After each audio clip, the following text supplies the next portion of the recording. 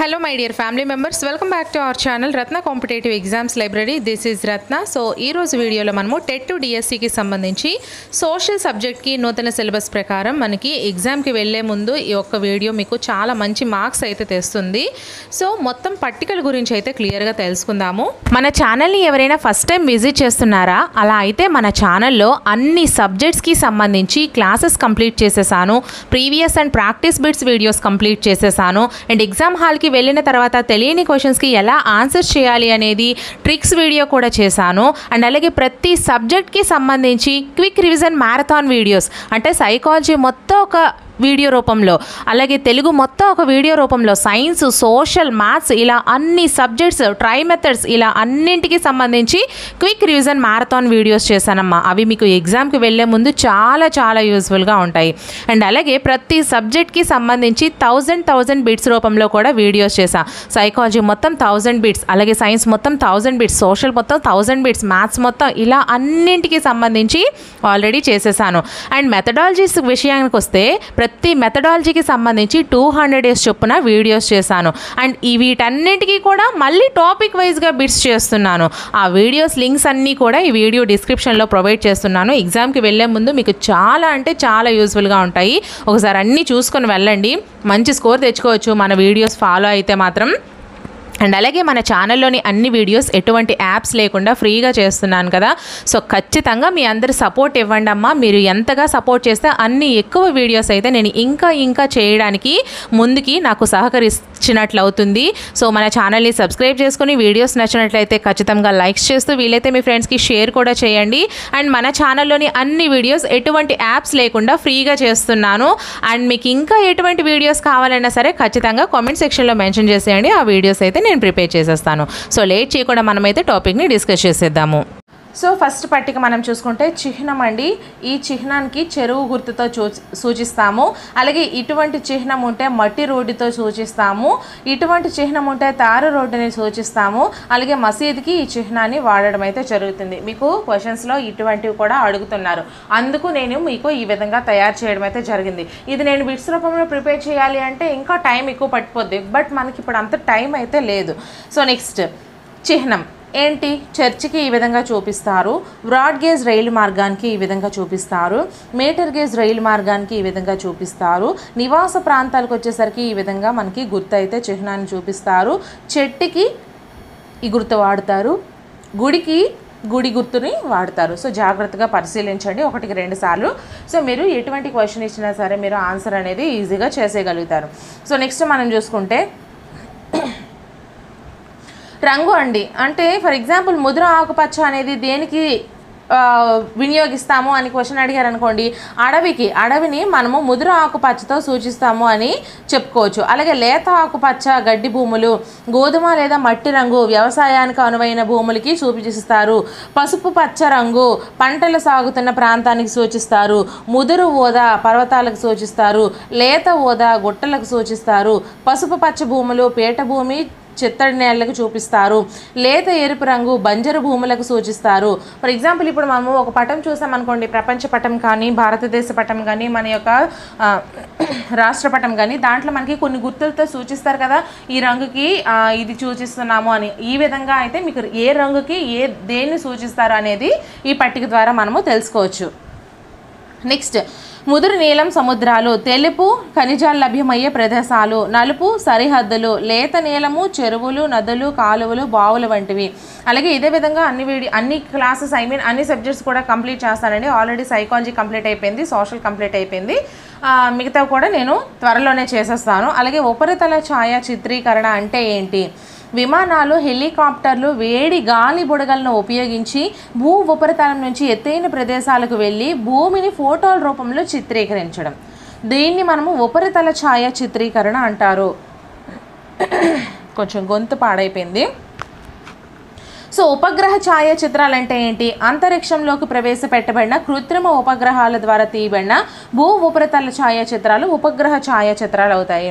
For example మనము ఒక విమానం ద్వారా కానీ హెలికాప్టర్ ద్వారా కానీ వేడి బుడగలను ఉపయోగించి భూ ఉపరితలం నుంచి వాటిని పైకి పంపించి హెలికాప్టర్స్, విమానాలు ఇలాంటివి మాత్రమే, వాటి ద్వారా ఫోటోలను తీసారనుకోండి భూమిని, వాటిని ఉపరితల ఛాయా చిత్రీకరణ అంటారు. అంటే ఉపరితలం నుంచి కొంత ఎత్తుకు వెళ్ళి ఛాయాచిత్రాలు తీస్తున్నాయి. బట్ ఇక్కడ ఉపగ్రహ ఛాయాచిత్రాలు అంటే ఏంటి? అంతరిక్షంలోకి పూర్తిగా మార్స్లోకి ప్రవేశించేస్తారు కదా, మనకి అంతరిక్షంలోకి కృత్రిమ ఉపగ్రహాలను ప్రవేశపెడతారు, అవి కొన్ని రోజులు అక్కడే సంచరిస్తాయి కూడా. సో అటువంటి వాటి ద్వారా తీయబడిన ఫొటోస్ని మనము ఉపరితల ఛాయాచిత్రాలని ఉపగ్రహ ఛాయాచిత్రాలు అంటారు. సో ఈ రెండింటికి కూడా మీరు డిఫరెన్స్ అనేది చూసుకోండి. నెక్స్ట్, భారతదేశంలోని వివిధ రాష్ట్రాల జనసాంద్రత, సారీ ఫ్రెండ్స్ మిమ్మల్ని డిస్టర్బ్ చేయాలని నాకు లేదు, బట్ ఈ తిరగడం వల్ల బాగా హెవీగా తిరుగుతున్నాను, అంటే కొన్ని పనుల వల్ల, సో అందుకు కొంచెం గొంతు పాడైపోయింది. సో రాష్ట్రం మనం చూసుకుంటే ఆంధ్రప్రదేశ్కి 309 చదరపు కిలోమీటర్ల జనసాంద్రత అయితే ఉంటుంది. ఒక చదరపు కిలోమీటర్కి ఎంత జనసాంద్రత ఉందనేది ఇక్కడ మనకి సూచిస్తుందండి. అలాగే మహారాష్ట్రకి 365 చదరపు కిలోమీటర్లు, అరుణాచల్ ప్రదేశ్కి 17, మణిపూర్కి 122. ఓకేనా, ఆంధ్రప్రదేశ్కి 1 చదరపు కిలోమీటర్లకి 309 జనసాంద్రత అయితే సూచిస్తుంది. ఈ విధంగా అయితే మనకి సూచిస్తున్నాయి. సో జాగ్రత్తగా గుర్తుపెట్టుకోండి. నెక్స్ట్, అస్సాంకి 397, మేఘాలయ 132, బీహార్ 1102, మిజోరాం 52, ఛత్తీస్గఢ్ 189, నాగాలాండ్ 119, గోవా 394, ఒడిశా 269, గుజరాత్ 308, పంజాబ్ 550, హర్యానా 573, రాజస్థాన్ 201, హిమాచల్ ప్రదేశ్ 123, సిక్కిం 86, జమ్మూ అండ్ కాశ్మీర్ 56, తమిళనాడు 555, జార్ఖండ్ 414. ఓకేనా. నెక్స్ట్, తెలంగాణ 307, కర్ణాటక 319, త్రిపుర 350, కేరళ 859, ఉత్తరాఖండ్ 189, మధ్యప్రదేశ్ 236, ఉత్తరప్రదేశ్ 828, పశ్చిమ బెంగాల్ 1030. సో మనం ఇక్కడ ఈ పట్టికలో మనం ఏం తెలుసుకుంటామంటే, ఒక జిల్లా, అదే ప్రాంతము, అక్కడ లభించినటువంటి పురాతన వస్తువులు ఏమేమి లభించాయి అనేది తెలుసుకుందాము. సో మనకి ఇది తెలంగాణకు సంబంధించిందండి. నాగర్ కర్నూలు జిల్లా అమరాబాద్ ప్రాంతంలో పురాతన పనిముట్లు అయితే మనకి లభించాయి. నాగర్ కర్నూలు జిల్లా అమరాబాద్ చేసిన పనిముట్లు పలకల నుంచి తయారు చేసిన పనిముట్లు అయితే ఈ అమరాబాద్లో కనిపించాయి. అలాగే నల్గొండ ఏలేశ్వరం దగ్గర రాతి నుంచి చెక్కిన బ్లేడ్లు అయితే కనిపించాయి. ఆదిలాబాద్ చూసుకుంటే ఆదిలాబాద్, ఘన్పూర్ సూక్ష్మరాతి పరికరాలు అయితే లభించాయండి. సో నెక్స్ట్, రాతి పనిముట్లు దొరికిన స్థావరాలండి. జయశంకర్ జిల్లాలో ఎక్కల అనే స్థావరంలో రాతి పనిముట్లు దొరకడం జరిగింది. అలాగే నల్గొండలో ఏలేశ్వరం దగ్గర, పెద్దపల్లి రామగుండం దగ్గర, ఆదిలాబాద్ ఉట్నూరు దగ్గర, నిజామాబాద్ ఆర్మూర్ దగ్గర, సంగారెడ్డి మంజీరలోయలో, భద్రాద్రి చెర్లలో, నాగర్ కర్నూల్ అమరాబాద్లో రాతి పనిముట్లు అయితే ఈ ప్రాంతాల్లో దొరికాయి. సో నెక్స్ట్, చిత్రకళా స్థావరం. సో ఏ జిల్లాలో చిత్రకళా స్థావరాలు ఎక్కడెక్కడ ఉన్నాయో ఒకసారి మనం చూసుకుందాము. కుమరం భీం జిల్లాలో ఆసిఫాబాద్ అండి, కామారెడ్డిలో రేకొండ, పెద్దపల్లిలో రామగుండం, కరీంనగర్లో బోడిగపల్లి, రాజన్న సిరిసిల్లలో రేగొండ, మెదక్లో ఎర్తనూర్, సిద్దిపేట వర్గల్, వరంగల్ రూరల్ పాండవులగుట్ట, భద్రాద్రి కొత్తగూడెం రామచంద్రాపురం, సంగారెడ్డి కోకాపేట్. నెక్స్ట్ మనం చూసుకుంటే రంగారెడ్డిలో దొంగలగట్టు, మహబూబ్ నగర్లో దోపడగట్టు, నాగర్ కర్నూల్లో దుర్గం, నల్గొండలో జూపల్లి. ఓకేనా. సో నెక్స్ట్ మనం చూసుకుంటే వెల్లన్ వాగై అని బ్రాహ్మణేతర రైతులకు చెందిన భూమిని అంటారు. సో మనకి క్వశ్చన్ ఏ విధంగా రావచ్చు, బ్రాహ్మణేతరుల రైతులకు చెందిన భూమిని ఏమంటారు? వెల్లన్ వాగై, బ్రహ్మదేవ, శాలభోగ, దేవదాస, ఈ క్రింది వాటిలో ఏదో ఒకటి సూచించండి అని ఇస్తాడు. సో ఆ విధంగా కూడా మనకి క్వశ్చన్స్ అడిగే ఛాన్సెస్ అయితే ఉన్నాయి. సో వెల్లన్ వాగై అంటే బ్రాహ్మణేతర రైతులకు చెందిన భూమిని వెల్లన్ వాగై అంటారు. తర్వాత బ్రహ్మదేయ అంటే బ్రాహ్మణులకు బహూకరించిన భూమిని బ్రహ్మదేయ అంటారు.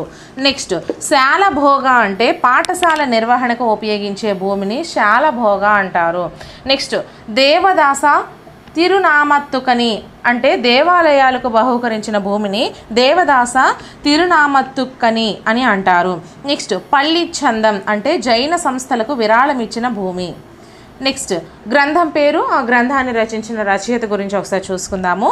ఫస్ట్ వన్ శ్రీమదాంధ్ర మహాభారతము మొదటి తెలుగు పద్య కావ్యము. ఓకేనా, శ్రీమదాంధ్ర మహాభారతాన్నే మొదటి తెలుగు పద్య కావ్యం అని అంటారు. ఎవరు రచించారు అంటే నన్నయ్య, తిక్కన, ఎర్రాప్రగడలు రచించారు. కవిత్రయం అంటారు కదా వీళ్ళ ముగ్గురిని కలిసి. నెక్స్ట్ ప్రతాపరుద్ర యశోభూషణాన్ని విద్యానాథుడు రచించాడు. క్రీడాభిరామాన్ని వినుకొండ వల్లభరాయుడు రచించాడు.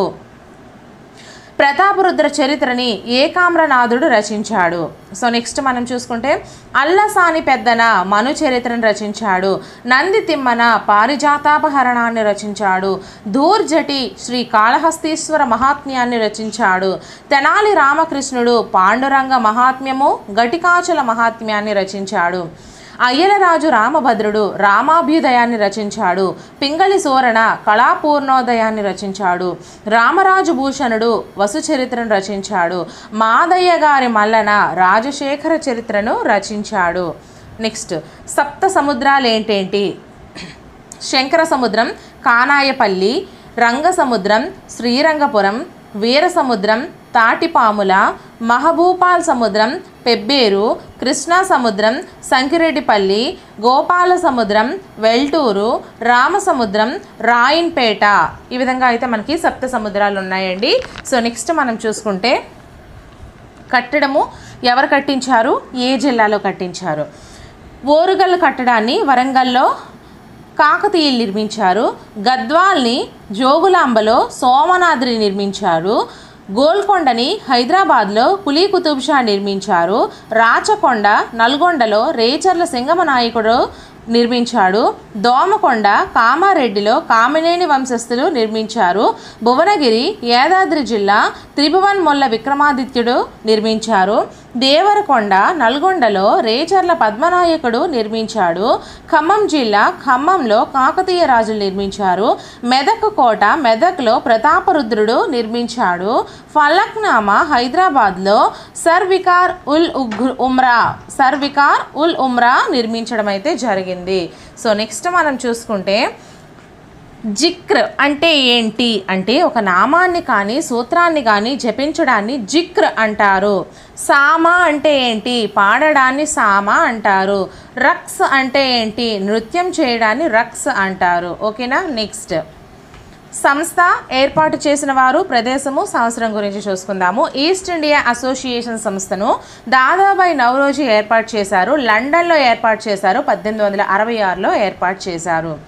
ఇండియన్ అసోసియేషన్ని సురేంద్రనాథ్ బెనర్జీ గారు ఏర్పాటు చేశారు. కలకత్తాలో ఏర్పాటు చేశారు. 1876లో ఏర్పాటు చేశారు. పూనా సార్వజనిక సభను ఎంజి రనడే గారు పూనాలో 1870లో ఏర్పాటు చేయడం జరిగింది. సో నెక్స్ట్ 1952, 62 ఎన్నికల్లో వివిధ రాజకీయ పార్టీలు ఎన్నెన్ని స్థానాలను గెలుచుకున్నాయో ఒకసారి చూసుకుందాము. భారత జాతీయ కాంగ్రెస్ వచ్చేసరికి 364 1952లో, 1962లో 361 స్థానాలు. స్వతంత్రులు 37 స్థానాలను 1952లో గెలుచుకున్నారు.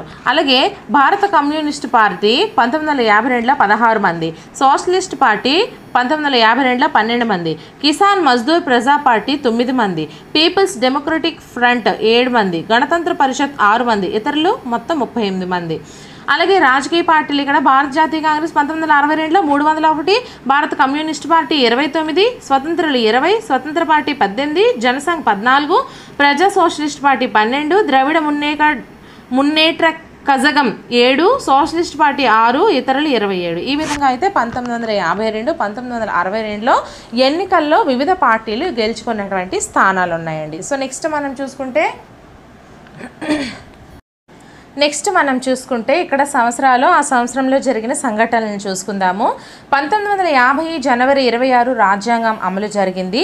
1971 స్విట్జర్లాండ్లో మహిళలకు ఓటు హక్కు. 1952, 57, 62లో 1వ, 2వ, 3వ సార్వత్రిక ఎన్నికలు జరిగాయి. 1952లో 1వ, 1957లో రెండవ, 1962లో మూడవ సార్వత్రిక ఎన్నికలు అయితే జరగడం జరిగింది. 1952 డిసెంబర్లో పొట్టి శ్రీరాములు గారి మరణం జరిగింది. ఓకేనా. సో నెక్స్ట్ 1953 ఆగస్టులో రాష్ట్రాల పునఃవ్యవస్థీకరణ సంఘం ఎస్ఆర్సీ ఏర్పాటైతే జరిగింది. 1956లో పార్లమెంట్ రాష్ట్రాల పునఃవ్యవస్థీకరణ చట్టం ఆమోదం జరిగింది. 1960లో భాక్రా ఆనకట్ట నిర్మాణం జరిగింది. 1948, 1965లో కాశ్మీర్ వివాదంపై భారత పాకిస్తాన్ యుద్ధం జరిగింది. 1962లో ఇండో చైనా యుద్ధం జరిగింది. 1964లో నెహ్రూ మరణం జరిగింది. 1965లో పాకిస్తాన్తో యుద్ధం జరిగింది. 1966లో లాల్ బహదూర్ శాస్త్రి గారి మరణం జరిగింది. 1963లో అధికార భాషా చట్టం ఆమోదం. 1964-67లో ఆహార ఉత్పత్తి పెరుగుదలకు భిన్నమైన వ్యూహం అంటే హరిత విప్లవం. 1967లో ఈ సంవత్సరంలో జరిగిన ఎన్నికల్లో లోక్సభ కాంగ్రెస్కి తక్కువ మెజారిటీ, అనేక రాష్ట్రాల ప్రాంతీయ పార్టీలు అధికారాన్ని హస్తగతం చేసుకున్నాయండి. లోక్సభలో కాంగ్రెస్కి తక్కువ మెజారిటీ వచ్చింది, మిగతావన్నీ కూడా ఎక్కువగా చేసుకున్నాయి. నెక్స్ట్ 1969 డిసెంబర్లో మేఘాలయ ఏర్పాటు. అస్సాంలోని ఖాసీ, జైంతియా, గారో గిరిజన ప్రాంతాలతో కలిపి మేఘాలయ ఏర్పాటు చేయడం జరిగింది. 1966లో పంజాబ్ ఏర్పాటు జరిగిందండి. 1968-69లో చండీగఢ్ని తమకు రాజధానిగా చేయాలని పంజాబ్ ప్రజల ఉద్యమం జరిగింది. 1950-1990లో జమ్మూ కాశ్మీర్కు స్వయం ప్రతిపత్తి తగ్గించి మిగిలిన రాష్ట్రాల్లో సమానంగా చేయడానికి కేంద్ర ప్రభుత్వం ప్రయత్నం చేసింది. 1970లో ఈ దశాబ్దం ప్రథమాంకంలో తూర్పు పాకిస్తాన్లో ఆందోళనలు జరిగాయి, అంటే బంగ్లాదేశ్లో ఆందోళనలు జరిగాయి. 1971లో భారత్ పాక్ యుద్ధము, బంగ్లాదేశ్ ఏర్పాటు, కాంగ్రెస్ ఘన విజయము, గరీబ్ హఠావో నినాదము జరిగింది. 1973లో అరబీ ఇజ్రాయెల్ యుద్ధం జరిగింది. నెక్స్ట్ ప్రస్తుతం మన భారతదేశంలో రాష్ట్రాల సంఖ్య ఎంత? మొత్తం 28. జమ్మూ కాశ్మీర్ రాష్ట్రాన్ని 2 కేంద్ర పాలిత ప్రాంతాలుగా విభజించారు. First one Jammu Kashmir, second one Ladakh. ఓకేనా. సో నెక్స్ట్ భారతదేశం యొక్క సరిహద్దులు. భారతదేశం 7 ఇతర దేశాలతో సరిహద్దులను కలిగి ఉంది. అవి ఏంటేంటి? Pakistan, Afghanistan, China, Bhutan, Nepal, Myanmar, Bangladesh. ఓకేనా. సో నెక్స్ట్ బంగాళాఖాతానికి ఆనుకొని ఉన్న రాష్ట్రాలు ఏంటంటే బంగాళాఖాతానికి ఆనుకొని ఉన్న రాష్ట్రాలు తమిళనాడు, ఆంధ్రప్రదేశ్, ఒడిశా, పశ్చిమ బెంగాల్. నెక్స్ట్ అరేబియా సముద్రానికి ఆనుకొని ఉన్న రాష్ట్రాలు కేరళ, కర్ణాటక, గోవా, మహారాష్ట్ర, గుజరాత్. నెక్స్ట్ తెలంగాణ రాష్ట్రాన్ని ఆనుకుని ఉన్న రాష్ట్రాలు మహారాష్ట్ర, ఆంధ్రప్రదేశ్, కర్ణాటక, ఛత్తీస్గఢ్. ఓకేనా. సో నెక్స్ట్ మనం చూసుకుంటే భారతదేశం వైశాల్య పరంగా ప్రపంచంలో 7వ స్థానంలో ఉందండి. వైశాల్యం పరంగా 7వ స్థానము. ప్రపంచంలోనే వైశాల్య పరంగా అతిపెద్ద దేశాలు first one Russia, second one Canada, third one China, fourth one America సంయుక్త రాష్ట్రాలు, fifth one Brazil, sixth one Australia, seventh one భారతదేశం. సో నెక్స్ట్ మన దేశంలో భౌగోళికంగా 6 మండలాలు ఉన్నాయండి. అవి ఫస్ట్ వన్ తూర్పు భారతదేశం. తూర్పు భారతదేశం అంటే ఏంటేంటి వస్తాయి? బీహార్, జార్ఖండ్, ఒడిశా మరియు పశ్చిమ బెంగాల్. నెక్స్ట్ సెకండ్ వన్ పశ్చిమ భారతదేశము గుజరాత్, గోవా, మహారాష్ట్ర మరియు రాజస్థాన్. తర్వాత ఉత్తర భారతదేశము జమ్మూ అండ్ కాశ్మీర్, హిమాచల్ ప్రదేశ్, ఉత్తరాంచల్, ఉత్తరప్రదేశ్, పంజాబ్, హర్యానా మరియు న్యూఢిల్లీ. దేశ రాజధాని హోదా కలిగిన ప్రాంతం, కేంద్రపాలిత ప్రాంతం కూడా మనకి న్యూఢిల్లీ అండి. ఓకేనా. సో నెక్స్ట్ మనం చూసుకుంటే దక్షిణ భారతదేశములో తెలంగాణ, ఆంధ్రప్రదేశ్, తమిళనాడు, కర్ణాటక మరియు కేరళలు ఉన్నాయి. అలాగే ఫిఫ్త్ వన్ ఈశాన్య రాష్ట్రాలండి. అరుణాచల్ ప్రదేశ్, అస్సాం, మేఘాలయ, త్రిపుర, మిజోరాం, మణిపూర్, నాగాలాండ్ మరియు సిక్కిం. మధ్య భారతదేశంలో మధ్యప్రదేశ్, ఛత్తీస్గఢ్ ఉన్నాయి. నెక్స్ట్ మనం చూసుకుంటే కొండలండి. ఏ కొండలు ఏ రాష్ట్రాల్లో ఉన్నాయి? పాట్కాయ్ కొండలు నాగాలాండ్ రాష్ట్రంలో, నాగా కొండలు నాగాలాండ్ రాష్ట్రంలో, మణిపురి కొండలు మణిపూర్లో, ఖాసీ కొండలు మేఘాలయలో, మిజో కొండలు మిజోరాంలో ఉన్నాయి. నెక్స్ట్ పడమటి కనుమల గురించి మనం తెలుసుకుందాము. ఈ పడమటి కనుమలు పడమటి తీరానికి సమాంతరంగా ఉంటాయి. పడమటి కనుమలు అవిచ్ఛిన్న శ్రేణులుగా ఉండి మధ్యలో కొన్ని కనుమలు తీర ప్రాంత మైదానాలకు ప్రవేశ ద్వారంగా ఉంటాయి. తూర్పు కనుమల కంటే పడమటి కనుమల ఎత్తు ఎక్కువ కనుక దక్కన్ పీఠభూమి పడమటి నుండి తూర్పుకు వాలి ఉంది. పడమటి కనుమల పొడవు 1600 కిలోమీటర్లు. పడమటి కనుమల ఎత్తు 2000 మీటర్లు. ఇవి గూడలూరు వద్ద నీలగిరి పర్వతాలను కలుస్తాయి. ప్రఖ్యాతిగాంచిన వేసవి విడిది అయిన ఉదగమండలం అంటే ఊటీ నీలగిరి పర్వతాల్లోనే ఉంది. పడమటి కనుమలలో ప్రముఖ కొండలు పళని, కార్డమం, అనైముడి. నీలగిరి పర్వతాల్లో ఎత్తైన శిఖరం దొడబెట్ట 2637 మీటర్ల ఎత్తు ఉంటుంది. నెక్స్ట్ పశ్చిమ కనుమల్లో ఎత్తైన శిఖరము అనైముడి 2695 మీటర్లు ఉంటుంది. నెక్స్ట్ తూర్పు కనుమలు విస్తరించి ఉన్న ప్రాంతము ఉత్తరాన మహానది లోయ నుండి దక్షిణాన నీలగిరి పర్వతాల వరకు విస్తరించి ఉంటుంది. నెక్స్ట్ తూర్పు కనుమలు విచ్ఛిన్న శ్రేణులు. గోదావరి, కృష్ణా నదులు పశ్చిమ కనుమల్లో పుట్టి పీఠభూమి గుండా ప్రవహిస్తూ బంగాళాఖాతంలో కలుస్తాయి. వీటి సగటు ఎత్తు 900 మీటర్లు మించదు. ఓకేనా, ఇవి తూర్పు కనుమలు. ఇంతకుముందు పశ్చిమ కనుమల గురించి నేర్చుకున్నాం, ఇవి తూర్పు కనుమలు. నెక్స్ట్ తూర్పు కనుమల్లో ఎత్తైన పర్వతం అరోమా కొండ 1680 మీటర్లు, చింతపల్లి ఆంధ్రప్రదేశ్లో ఉంది. నెక్స్ట్ తూర్పు కనుమల్లో ప్రముఖ కొండలు నల్లమల, వెలికొండ, పాలకొండ, శేషాచలం కొండలు. తూర్పు తీరంలో గల సరస్సులు చిల్కా సరస్సు ఒడిశా, కొల్లేరు, పులికాట్ సరస్సులు ఆంధ్రప్రదేశ్. తూర్పు కనుమల్లో ఎత్తైన శిఖరము అరోమా ఖండము 1680 మీటర్ల ఎత్తు. పశ్చిమ తీర మైదానం. నెక్స్ట్ మనం చూసుకుంటే పశ్చిమ తీర మైదానం 3 భాగాలుగా కలదండి. కొంకణ్ తీర ప్రాంతము మహారాష్ట్ర, గోవాలలో విస్తరించి ఉంది. కెనరా తీర ప్రాంతము కర్ణాటకలో విస్తరించి ఉంది. మలబార్ తీర ప్రాంతము కేరళలో విస్తరించి ఉంది. నెక్స్ట్ తూర్పు తీర మైదానంలో 3 తీర ప్రాంతాలు ఏంటి అంటే ఉత్కల్ తీరం ఒడిశా, సర్కార్ తీరం ఆంధ్రప్రదేశ్, కోరమండల్ తీరం తమిళనాడు. నెక్స్ట్ ఇప్పుడు సాంప్రదాయ భారతీయ కాలాలు ఋతువులు మనం చూసుకుందాము. వసంత ఋతువు, గ్రీష్మ ఋతువు, వర్ష ఋతువు, శరత్ ఋతువు, హేమంత ఋతువు, శిశిర ఋతువు. ఈ వసంత ఋతువు అంటే ఏంటి? చైత్రం నుంచి వైశాఖం వరకు, అంటే మార్చి నుంచి ఏప్రిల్ వరకు. గ్రీష్మం అంటే ఏంటి? జ్యేష్టం నుంచి ఆషాఢం వరకు, మే నుండి జూన్ వరకు. వర్ష ఋతువు శ్రావణం నుండి భాద్రపదం వరకు, జూలై నుండి ఆగస్టు వరకు. శరద్ ఋతువు ఆశ్వేజం నుంచి కార్తీకం వరకు, ఇది సెప్టెంబర్ నుంచి అక్టోబర్ వరకు. హేమంత్ ఋతువు మార్గశిరం నుంచి పుష్యం వరకు, నవంబర్ నుంచి డిసెంబర్ వరకు. శిశిరం మాఘం నుంచి ఫాల్గుణం వరకు, జనవరి నుండి ఫిబ్రవరి వరకు. నెక్స్ట్ మనం చూసుకుంటే తెలంగాణ రాష్ట్రంలో అడవులు విస్తరించిన ప్రాంతాలను చూసుకుందాము. ఆదిలాబాద్లో నిర్మల్ ఉన్నాయి. సారీ ఫ్రెండ్స్, ఇక్కడ మనకి ఇవి వేరు. ఆదిలాబాద్లో అడవులు విస్తరించి ఉన్నాయి, కుమరం భీంలో ఉన్నాయి, పెద్దపల్లిలో ఉన్నాయి, మహబూబాబాద్లో ఉన్నాయి, నాగర్ కర్నూల్లో ఉన్నాయి, నిర్మల్లో ఉన్నాయి, మంచిర్యాలలో ఉన్నాయి, జయశంకర్లో ఉన్నాయి, భద్రాద్రిలో ఉన్నాయి. ఓకేనా. సో నెక్స్ట్ మనం చూసుకుంటే జిల్లా గిరిజనుల నేమ్ని అంటే వాళ్ళ పేరుని ఏమని పిలుస్తారు? ఆదిలాబాద్ జిల్లాలో ఉండే గిరిజనులను గోండులు అంటారు. నిర్మల్లో ఉండే గిరిజనులను కొలామి అంటారు. కుమరం భీంలో ఉండే గిరిజనులను ప్రధానులు అంటారు. మంచిర్యాలలో ఉండే గిరిజనులను తోటి అంటారు. భద్రాద్రిలో ఉండే గిరిజనులను కోయ, కొండరెడ్లు అంటారు. మహబూబాబాద్లో ఉండే గిరిజనులను బంజారాలు అంటారు. భద్రాద్రిలో ఉండే గిరిజనులను కోయ, కొండరెడ్లు అంటారు. ఓకేనా. సో నెక్స్ట్ మనం చూసుకుంటే నెక్స్ట్ మనము ద్వీపము అంటే ఏంటి, ద్వీపకల్పం అంటే ఏంటి చూసుకుందాము. ద్వీపకల్పము అంటే 3 వైపులా నీటితో, ఒకవైపున భూమితో ఉన్న భూస్వరూపాన్ని ద్వీపకల్పం అంటాము. 4 వైపులా నీరుండి ఒకవైపు కూడా భూభాగం లేని వాటిని ద్వీపం అంటాము. ఉదాహరణకి మనకి ఇక్కడ ద్వీపకల్పానికి ఉదాహరణ ఇటలీ, స్కాండినేవియా, నార్వే, స్వీడన్లో ఉంది. గ్రీస్, స్పెయిన్ మరియు పోర్చుగల్ 2 దేశాలు కలిపి కూడా ద్వీపకల్పం అండి. అలాగే ద్వీపానికి ఉదాహరణలు మనం చూసుకుంటే గ్రేట్ బ్రిటన్, ఐర్లాండ్, ఐస్లాండ్ అండి. ఓకేనా. సో నెక్స్ట్ మనం చూసుకుంటే అఖాతం అంటే ఏంటి, గల్ఫ్ అంటే ఏంటి? సముద్రపు అలల ద్వారా క్రమక్షయానికి గురై ఏర్పడే అర్ధచంద్రాకారపు భూస్వరూపాన్ని అఖాతం అంటారు. ఉదాహరణకి బిస్కే అఖాతము. వీటి ముఖద్వారం వెడల్పు.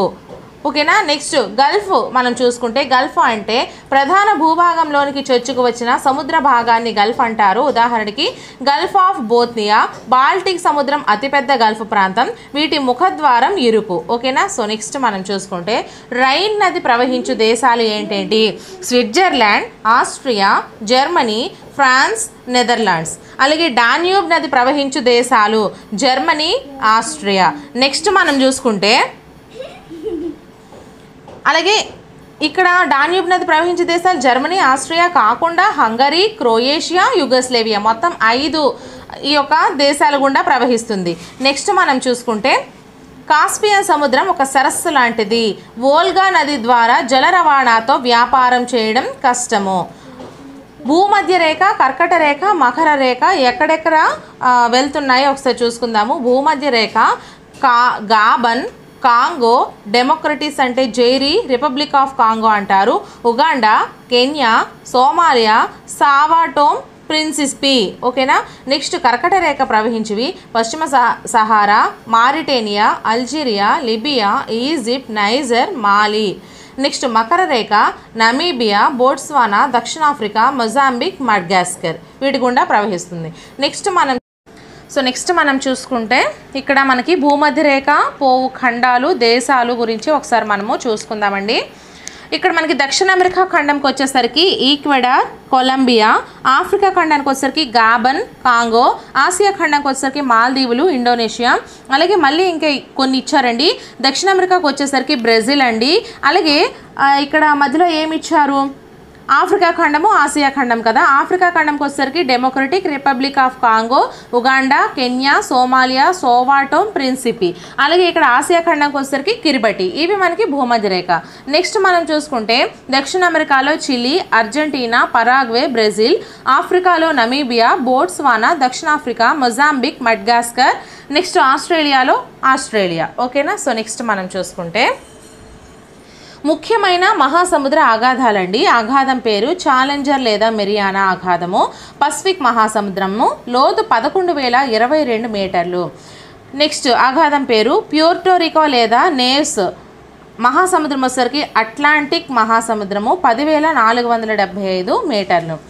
జావా ఆఘాతం వచ్చేసరికి హిందూ మహాసముద్రము, 7,450 మీటర్లు. ఓకేనా. నెక్స్ట్ మనం చూసుకుంటే మంచినీటి విస్తరణ వచ్చేసరికి మంచు దిబ్బలు హిమానీ నదాల్లో 68.7% ఉన్నదండి. భూగర్భ జలాలు 30.1%, ఉపరితలపు నీరు 0.3%, ఇతరులు వచ్చేసరికి 0.9% అయితే విస్తరించి ఉంది. నెక్స్ట్ మనం చూసుకుంటే భూమిపై నీటి విస్తరణ, సముద్రంలోనే నీరు మొత్తం 97% ఉంది, మంచినీరు 3% మాత్రమే ఉంది. భూ ఉపరితలంపై మంచినీటి విస్తరణ అంటే 87% చెరువుల్లో ఉన్నాయి. అంటే ఇప్పుడు ఈ మంచినీరులో ఇవి మళ్ళీ వేరేగా, కానీ భూమి మొత్తం మీద మనకి 97% సముద్ర ఉప్పు నీరు, మంచినీరు 3% అయితే ఈ 3%లో మళ్ళీ చెరువుల్లో 87%, చిత్తడి నేలలో 11%, నదుల ద్వారా 2% మాత్రమే మంచినీటి విస్తరణ అయితే ఉంది. ఓకేనా. నెక్స్ట్ మనం చూసుకుంటే తెలంగాణ రాష్ట్ర వివరాలు ఒకసారి మనం చూసుకుందాము. తెలంగాణ విస్తీర్ణము 1,12,777 చదరపు కిలోమీటర్లు అండి. 1,12,077 చదరపు కిలోమీటర్లు. అక్షాంశాలు పరంగా చూసుకుంటే 15 డిగ్రీల 46 నిమిషాల నుంచి 19 డిగ్రీల 47 నిమిషాల వరకు. రేఖాంశాల పరంగా 77 డిగ్రీల 16 నిమిషాల నుంచి 81 డిగ్రీల 43 నిమిషాలు. దేశం పరంగా భారతదేశము, ప్రాంతము దక్షిణ భారతము, అవతరణ దినము జూన్ 2, 2014, రాజధాని హైదరాబాద్, జిల్లాల సంఖ్య 31. ఓకేనా. నెక్స్ట్ మనం చూసుకుంటే ఇక్కడ మన తెలంగాణ రాష్ట్రంలో ఉన్న జిల్లాలు ఏంటేంటి, ఆదిలాబాద్, కుమరంభీం, భద్రాద్రి, జయశంకర్, జోగులాంబ, హైదరాబాద్, జగిత్యాల, జనగామ, కామారెడ్డి, కరీంనగర్, ఖమ్మం, మహబూబాబాద్, మహబూబ్ నగర్, మంచిర్యాల, మెదక్, మేడ్చల్, నల్గొండ, నాగర్ కర్నూల్, నిర్మల్, నిజామాబాద్, రంగారెడ్డి, పెద్దపల్లి, రాజన్న, సంగారెడ్డి, సిద్దిపేట్, సూర్యాపేట్, వికారాబాద్, వనపర్తి, వరంగల్ పట్టణం, వరంగల్ గ్రామీణం, యాదాద్రి. ఓకేనా. ఈ విధంగా అయితే మనకి ఉండడం జరిగింది. నెక్స్ట్ మనం చూసుకుంటే రాష్ట్ర భాష తెలుగు, ఉర్దూ. రాష్ట్ర శాసనసభ స్థానాల సంఖ్య 119, శాసన మండలి స్థానాల సంఖ్య 40, లోక్సభ స్థానాల సంఖ్య 17, రాజ్యసభ స్థానాల సంఖ్య 7, ముఖ్య నదులు గోదావరి, కృష్ణ, మంజీరా, మూసి.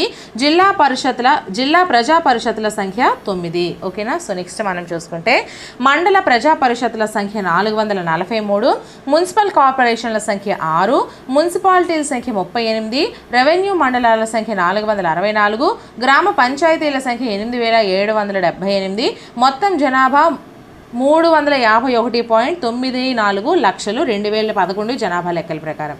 నెక్స్ట్ మనం చూసుకుంటే పురుషుల సంఖ్య 177.04 లక్షలు, స్త్రీల సంఖ్య 174.90 లక్షలు. లింగ నిష్పత్తి ప్రతి 1000 మంది పురుషులకు స్త్రీల సంఖ్య 988.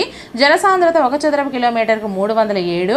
అక్షరాస్యత రేటు 66.46%. పురుషుల అక్షరాస్యత రేటు 74.95%. స్త్రీల అక్షరాస్యత రేటు 57.92%. నెక్స్ట్ మనం చూసుకుంటే ఏ జిల్లాలో ఉన్నటువంటి కొండలు మనం ఒకసారి చూసుకుందాము. ఆదిలాబాద్, నిర్మల్ జిల్లాల్లో సాత్మలా కొండలు, మహబూబ్ నగర్, నాగర్ కర్నూలు జిల్లాల్లో బాలఘాట్ శ్రేణులు, వికారాబాద్లో అనంతగిరి, జగిత్యాలలో రాఖీ కొండలు, పెద్దపల్లి, జయశంకర్లో కందికల్ కొండలు ఉన్నాయి. నెక్స్ట్ మనం చూసుకుంటే శాసనసభకు పోటీ చేయడానికి అర్హతలండి. భారతీయ పౌరుడై ఉండాలి, 25 సంవత్సరాల వయసు నిండిన వాడై ఉండాలి, ఎటువంటి లాభదాయకమైన ప్రభుత్వ పదవుల్లో ఉండరాదు, చట్టం నిర్దేశించిన ఇతర అర్హతలు కలిగి ఉండాలి. నెక్స్ట్ మనం చూసుకుంటే తెలంగాణ రాష్ట్ర చిహ్నాలండి. రాష్ట్ర చిహ్నం రాష్ట్ర జంతువు జింక, తెలుగు పేరు కూడా జింక. రాష్ట్ర పక్షి ఇండియన్ రోలర్, తెలుగు పేరు పాలపిట్ట. రాష్ట్ర చెట్టు జమ్మి చెట్టు, తెలుగు పేరు కూడా జమ్మి చెట్టు. రాష్ట్ర పుష్పము తంగేడు పుష్పము, తెలుగు పేరు కూడా తంగేడు పుష్పం. సో నెక్స్ట్ మనం చూసుకుంటే భారతదేశ జాతీయ చిహ్నాలండి. గుర్తు జాతీయ జెండా రూపకర్త శ్రీ పింగళి వెంకయ్య. జాతీయ వృక్షము మర్రి చెట్టు. జాతీయ భాష హిందీ. జాతీయ నది గంగా. జాతీయ గీతం జనగణమన శ్రీ రవీంద్రనాథ్ ఠాగూర్చే రచించబడింది. జాతీయ గేయం వందే మాతరం శ్రీ బంకిం చంద్ర చటర్జీతో రచించబడింది. నెక్స్ట్ జాతీయ గేయం వందే మాతరం శ్రీ బంకిం చంద్ర చటర్జీతో రచించబడింది. జాతీయ క్యాలెండర్ సంవత్సరం ఆధారితం చైత్రమాసం నుంచి ఫాల్గుణ మాసం వరకు. ప్రపంచ దేశంలో వలనే గ్రెగరియల్ క్యాలెండర్ను అధికార క్యాలెండర్గా ఉపయోగిస్తాము. నెక్స్ట్ జాతీయ రాజముద్ర సారానాథ్ వద్ద ఉన్న అశోకుని ధర్మస్తూపంలోని 3 సింహాల గుర్తు నుండి తీసుకోబడింది.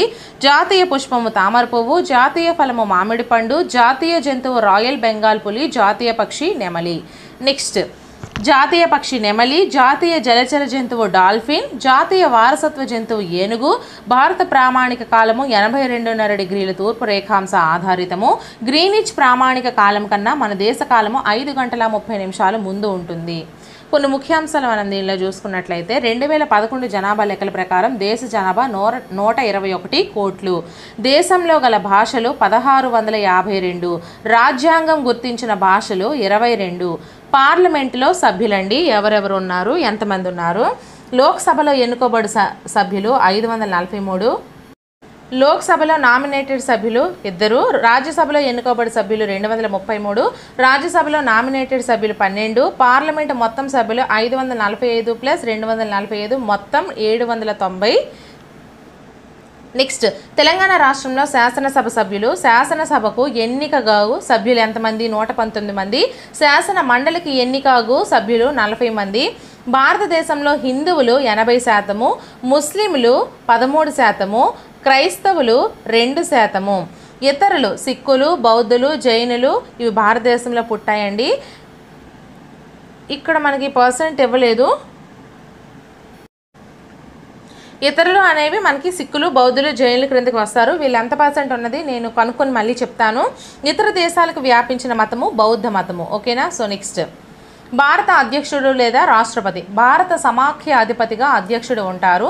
అధ్యక్షుని క్రింది పరిపాలనలో వివిధ శాఖలకు బాధ్యత వహిస్తూ మంత్రులు ఉంటారు. భారత అధ్యక్షుడు, రాష్ట్రపతి మంత్రుల సలహాలకు కట్టుబడి ఉంటారు. ఓకేనా. సో నెక్స్ట్ భారతదేశంలో హిందువులు 80% అండి. ఆల్రెడీ ఇది మనం చెప్పుకున్నాం కదా. సో నెక్స్ట్ మనం చూసుకుంటే రాజ్యాంగాన్ని రాసిన వారు ఎన్నికైన ప్రజాప్రతినిధులతో ఏర్పడిన రాజ్యాంగ సభ. రాజ్యాంగ సభకు ఎన్నికలు జరిగిన సంవత్సరం 1946 జూలైలో. రాజ్యాంగ సభ మొదటి సమావేశం జరిగిన సంవత్సరం 1946 డిసెంబర్లో. రాజ్యాంగ సభ భారత రాజ్యాంగాన్ని ఆమోదించిన తేదీ 1949 నవంబర్ 26. భారత రాజ్యాంగం అమలులోకి వచ్చిన తేదీ 1950 జనవరి 26. భారత రాజ్యాంగ సభ సభ్యుల సంఖ్య 299. 1946లో రాష్ట్రాలకు ఎన్నికలు జరిగిన తర్వాత రాజ్యాంగ సభకు ఎన్నికలు జరిగాయి. సో నెక్స్ట్ మనం చూసుకుంటే 3 అంచెల పాలనా వ్యవస్థ అండి. మన దేశంలో ప్రజాస్వామ్యం 3 అంచెల్లో ఉంది. దేశ స్థాయిలో పార్లమెంటు, రాష్ట్ర స్థాయిలో రాష్ట్ర శాసనసభలు, జిల్లా స్థాయిలో పంచాయతీరాజ్ వ్యవస్థ అనే స్థానిక ప్రభుత్వాలు. సో నెక్స్ట్, భారతదేశ మొట్టమొదటి ఆహార వ్యవసాయ మంత్రి జైరామ్ దాస్ దౌలత్ రామ్. భారతదేశ మొట్టమొదటి ఆరోగ్య మంత్రి రాజ్కుమారి అమృత్ కౌర్. భారతదేశ మొట్టమొదటి ఆర్థిక మంత్రి జాన్ మథాయ్. భారతదేశ మొట్టమొదటి ఉప ప్రధానమంత్రి సర్దార్ వల్లభాయ్ పటేల్. భారతదేశ మొట్టమొదటి కార్మిక శాఖ మంత్రి Babu Jagjivan Ram. So next, so ఇక్కడతో అయితే మనకి ఇవి కంప్లీట్ అయ్యాయండి ఉన్నటువంటి పట్టికలన్నీ. అలాగే నిన్నటి వీడియోలో నేను సోషల్ కంటెంట్ మొత్తం మీకు ఇంపార్టెంట్ బిట్స్ అనేవి ఒక వీడియోగా ప్రిపేర్ చేస్తాను. ఈ రెండు కలిపి చదువుకుంటే మీకు మ్యాక్సిమం మార్క్స్ అయితే స్కోర్ అవుతాయి. సో వీడియోని మాత్రం లైక్ చేయండి. అలాగే ఈ వీడియో నచ్చితే కనీసం ఒకరిద్దరు మీ ఫ్రెండ్స్కి షేర్ కూడా చేయండి. నెక్స్ట్ వీడియోతో మళ్ళీ కలుద్దాము. అలాగే నా ఛానల్లో చాలా క్లాసెస్ ఉన్నాయి, వాటన్నింటినీ కూడా డిస్క్రిప్షన్లో ప్రొవైడ్ చేస్తాను, చూడండి. నెక్స్ట్ వీడియోతో మళ్ళీ కలుద్దాం. Until then bye friends.